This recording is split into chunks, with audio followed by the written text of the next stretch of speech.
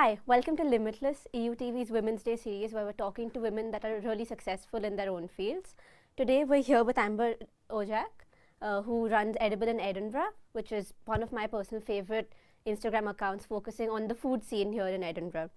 She's also a dental therapist, and her Instagram currently has over 21,000 followers after about 4 years now of running it.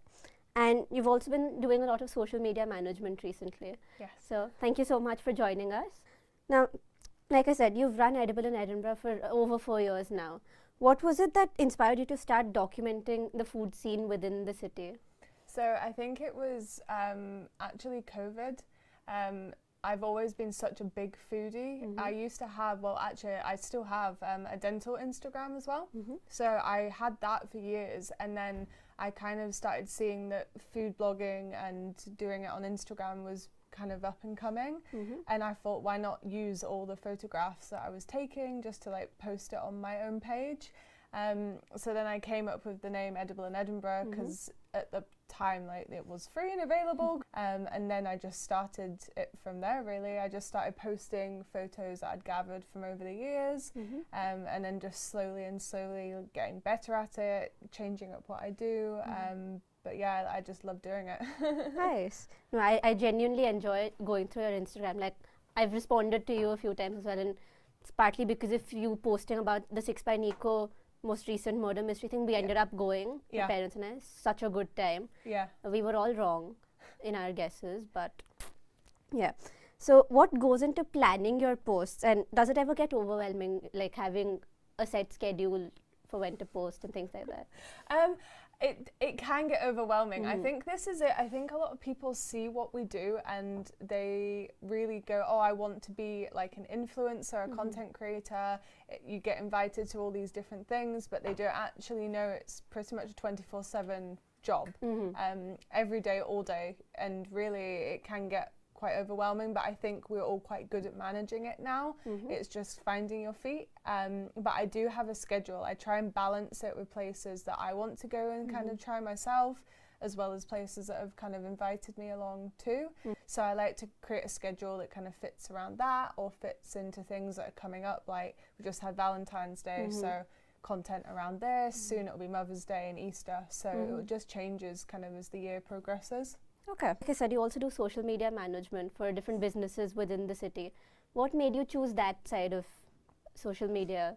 So I actually was approached back in August by my first client, and they just kind of asked if I would give them a hand because they loved how I was running my page and they liked my content style. And then it's kind of just flowed from there, and I could see that I could do it because I'd never done it before up until that point for anyone else but my own page. So I was just thinking, why not try and expand on this? And then I just started growing and growing, approaching more clients. And now I've got a pretty successful business out of it in such a short space of time. But I really enjoy it. It's a really nice balance. Nice. And of course, beyond food, you work as a dental therapist. Yes. So that's what your initial career was and everything. What made you choose a career in dentistry? So I always wanted to be a dental therapist since I was 13. I went and I shadowed a dental therapist down in Yorkshire because that's originally where I'm from, and I just saw the difference you could give on people's confidence and the impact that we have as professionals on like their overall health and well-being, and that was it. That was the career for me. So that's what made me choose dentistry, just because I really bonded really well with it and the ethos behind it as well. So then I came to Edinburgh, studied here. So yeah, it's another great career to be part of, actually. I enjoy it so much still after all this time. That's lovely to hear. Does it get difficult balancing your social media and, you know, meeting your clinical clients and everything? No, to be honest, I have a really good split now in the week. So I just do dentistry 3 days a week, and then the rest of the week is within my clients. But how I work, I alternate people anyway on like a weekly basis with how much content I need to sort out. So it is manageable kind of at the moment, and it makes me enjoy both aspects more because I'm doing them a bit less. So the balance is actually great, and people understand that I still have quite like a high impact job at the beginning of the week. So they know that those are my clinical days that I just solely focus on. I don't really think about the social media after that. Perfect. That sounds like a really good way to be able to manage both and still end up enjoying them? Because I feel Yeah. like if you try to do too much with one, you might lose touch with the other Yeah. and get more overwhelmed with one and things like that. And it's good to like speak to patients about like patients love to talk about food, they love to talk about what's going on in Edinburgh, so it actually gives me like so much more to converse with people for, so it's a nice kind of overlap. Nice.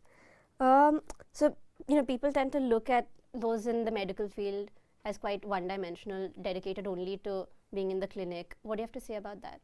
I think it's wrong because, for example, with my dental side, I do podcasts, I do webinars, I teach, I do online articles, I've written in journals, I've done so much more than just being in clinic. So I think if the opportunities are there, you grab them, but you can go and find the opportunities as well. Because when I qualified, I went and sought all these opportunities myself. I reached out to publications, I spoke to people, I got involved with bodies to do with like the dental therapy, dental hygiene professions too. So if you go out there and find them, there's so many other routes. Because at the moment I'm actually training to be an educator as well for a big dental company. So there's lots that you can kind of focus on. I know some people do like to just solely focus on patients and what goes on in the clinic, but there's so many opportunities that you can have like out with that, like my food page, for example. Yeah. Your IG recently crossed over 21K followers. Congratulations. Thank you. What keeps you posting? Obviously, you said you're a big foodie, so I'm sure that has something to do with it. But what else? I think I respond well to how people have responded to my page. So I get a lot of feedback, a lot of people going off my recommendations and ideas. So that keeps me posting because I know that there's a lot of people looking at my page, wanting to kind of have ideas, benefit from this as well. So that's what keeps me kind of going with it. And I love photography. I have such a love for capturing like really nice pictures and videos. So I want to share that with people, so it's nice. Nice. And you said obviously it's not an easy career to have. There's a lot that goes into it. But if someone were to choose to go into food vlogging or becoming an influencer, what would you recommend that they do? I would say start small and find a niche. So, for example, we have so many beautiful like coffee shops in Edinburgh. So starting off with just maybe going for some of your favourite coffee shops, taking some photos, starting from there and kind of seeing how that takes off and then progress.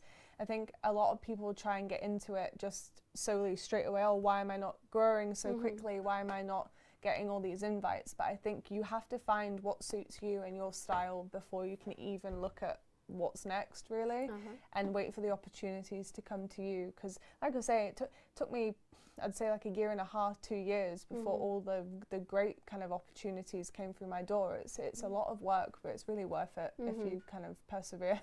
Right. I have a few quick, rapid fire questions. Yeah. So obviously you post a lot about margaritas in Edinburgh. Yes. Top 3 margaritas in the city. Oh, that's hard. I'd say Bucks Bar do very good margaritas, like very, very good margaritas. I recently had another amazing margarita at 1819, which is the bar in the Apex Waterloo, which is like a jalapeno-based cucumber margarita. It was absolutely, amazing. And Tonic as well. Tonic do incredible margaritas. So they're definitely top 3, but yeah, I'm a well-seasoned margarita drinker. Because I've noticed you talk about lots, so I was like, I have to ask. Yes. Favorite dessert spot? Oh, see, that's really difficult as well. I love Kilted Donut. Their donuts are incredible. Chulo's cookies as well, so the stuffed cookies are incredible. I'm so happy that they're now set up in Edinburgh. And Hot Dolce as well. Yes, at St James. They do very good puddings. Nice. And final one.